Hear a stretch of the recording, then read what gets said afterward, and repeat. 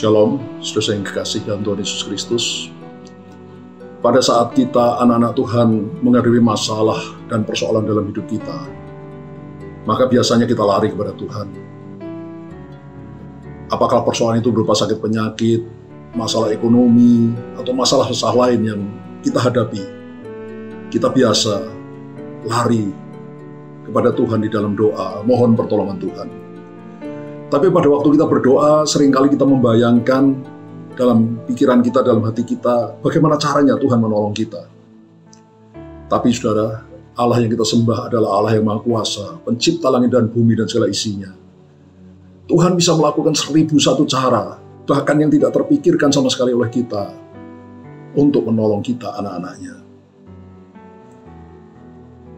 Saya pernah bertahun-tahun yang lalu divonis oleh dokter mengalami penurunan fungsi ginjal. Fungsi ginjal saya tinggal 35%. Dan kalau ini terus menurun, maka akhirnya bisa terpaksa dilakukan cuci darah karena gagal ginjal. Dan dokter berkata di dunia ini tidak ada obat yang bisa menaikkan fungsi ginjal. Maksimal hanya ada obat yang bisa mempertahankan fungsi ginjal supaya tidak lebih turun lagi. Tapi untuk menaikkan fungsi ginjal, tidak ada obatnya yang dikenal di dunia ini. Tapi dokter saya juga berkata bahwa ada salah satu pasiennya yang sering minum rebusan daun peterseli. Dan itu saya coba, saudara. Dan puji Tuhan, dengan meminum rebusan daun peterseli yang murah, yang gampang dijumpai di mal-mal, lambat tetapi pasti fungsi ginjal saya yang dikatakan tidak mungkin meningkat lagi, ternyata benar-benar meningkat. Sampai akhirnya mencapai 55%. Luar biasa Allah itu.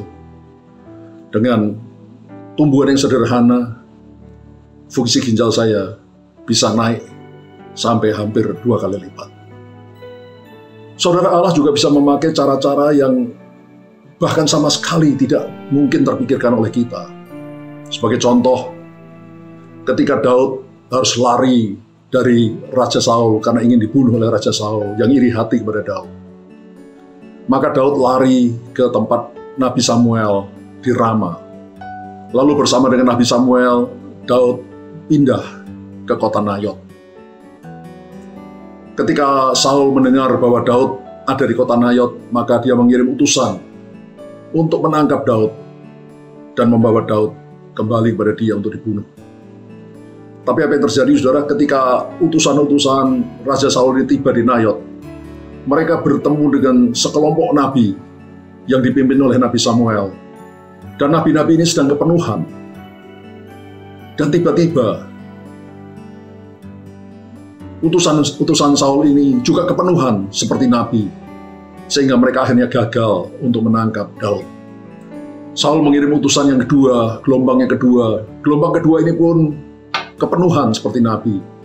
Saul mengirim gelombang yang ketiga untuk menangkap Daud, dan gelombang yang ketiga ini pun gagal untuk menangkap Daud karena mereka juga kepenuhan seperti nabi. Dan akhirnya Saul datang sendiri bersama rombongannya untuk menangkap Daud. Dan apa yang terjadi? Saul pun kepenuhan seperti nabi, sehingga dia berbaring telanjang sehari-harian, semalam-malaman, sehingga dia juga gagal menangkap Daud. Saudara, ini suatu cara yang tidak mungkin terpikirkan oleh kita manusia. Tapi bagi Tuhan tidak ada yang mustahil. Bagi Tuhan semuanya mungkin. Tuhan bisa melakukan cara apa saja, karena Dia adalah Allah yang Maha Kuasa. Karena itu, saudara, kalau kita datang kepada Tuhan, mohon pertolongan Tuhan, jangan batasi Tuhan. Biarkan Tuhan melakukan apa yang Dia mau, karena Dia adalah Allah yang Maha Kuasa.